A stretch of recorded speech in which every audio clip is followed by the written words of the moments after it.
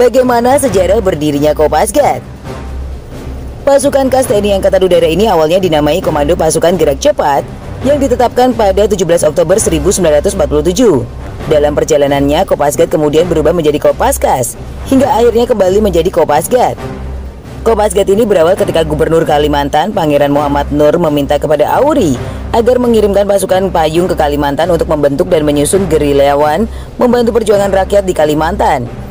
Atas inisiatif Komodor U. Suryadi Suryadharma, kemudian dipilih 12 putra asli Kalimantan dan 2 orang PHB Auri untuk melakukan penerjunan. Pada 17 Oktober 1947, sebanyak 13 orang berhasil diterjunkan di Sambi, Kota Waringin Barat, Kalimantan Tengah. Mereka adalah Hari Hadi Sumantri, FM Soyoto, Iskandar, Ahmad Kosasi, Bahri, J. Bitak, Syekh William, Immanuel Nuhan, Amiruddin, Ali Akbar, M. Dahlan, J. Hadarius, dan Marawi.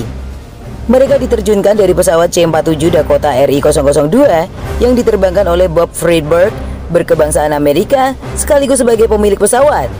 Ini adalah operasi lintas udara pertama dalam sejarah Indonesia. Peristiwa penerjunan yang dilakukan oleh 13 prajurit Auri tersebut merupakan peristiwa yang menandai lahirnya Kopasgat. Kopasgat merupakan satuan tempur darat berkemampuan 3 matra, yaitu udara, laut, darat. Setiap prajurit Pasgat minimal harus memiliki kualifikasi para komando untuk dapat melaksanakan tugas secara profesional. Pasgat sebagai pasukan pemukul siap diterjunkan di segala medan, baik hutan, kota, rawa, sungai, maupun laut, untuk menumpas semua musuh yang melawan NKRI. Paskas mempunyai ciri khas yang tidak dimiliki oleh pasukan khusus lainnya, yaitu operasi pembentukan dan pengoperasian pangkalan udara depan, yaitu merebut dan mempertahankan pangkalan, dan untuk selanjutnya menyiapkan pendaratan pesawat dan penerjunan pasukan kawan. Dibekali dengan kemampuan komplit, Pasgat muncul menjadi satuan elit yang tangguh. Pasgat dengan baret jingganya menjadi andalan dalam sejumlah operasi khusus. Warna baret jingga sendiri terinspirasi dari cahaya jingga saat fajar di daerah Margahayu, Kabupaten Bandung, Jawa Barat. Tak heran jika pasukan khusus ini disegani sejumlah negara-negara di dunia. Bahkan beberapa panglima NATO mengungkapkan jika Indonesia menjadi salah satu negara yang patut diwaspadai karena mempunyai pasukan khusus yang selalu disimpan, yaitu Pasgat. Bukti jika Pasgat merupakan pasukan khusus yang disegani dapat dirasakan saat insiden di Bandara Komoro jelang lepasnya Provinsi Timor Timur. Saat itu 80 prajurit Pasgat nyaris kontak tembak dengan pasukan Australia yang tergabung dalam International Force for East Timor. Insiden tersebut berawal ketika pesawat C-130 Hercules yang membawa pasukan Interfleet mendarat di Bandara Komoro. Saat keluar dari pesawat, mereka langsung membentuk formasi tempur, membentuk perimeter pertahanan. Tindakan berlebihan pasukan Australia ini membuat prajurit Pasgat yang tengah mengendalikan dan mengoperasikan bandara terheran-heran, sebab situasi keamanan di tim-tim saat itu aman-aman saja.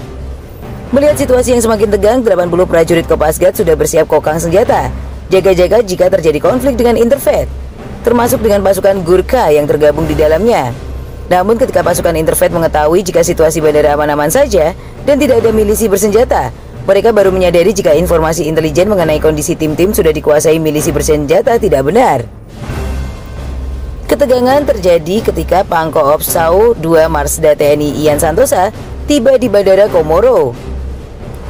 Saat turun dari pesawat C-130 Hercules dengan dikawal sejumlah pasukan Pasgat bersenjata lengkap, pasukan Interfleet tiba-tiba langsung menodongkan senjata kepada rombongan Marsda TNI Ian Santosa yang mereka anggap sebagai ancaman.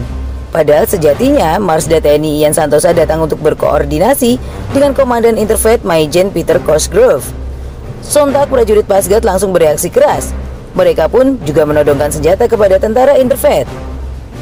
Tidak hanya di Kalimantan dan Timor Timur, kepiawaian prajurit Pasgat dalam menjalankan misi juga dibuktikan ketika menghadapi kelompok kriminal bersenjata di Papua. Pasgat berhasil menembak mati 1 orang anak buah Larry Mayu Telengen yang menyerbu Bandara Armaga Aminggaru, distrik Omukia, Kabupaten Puncak, Papua.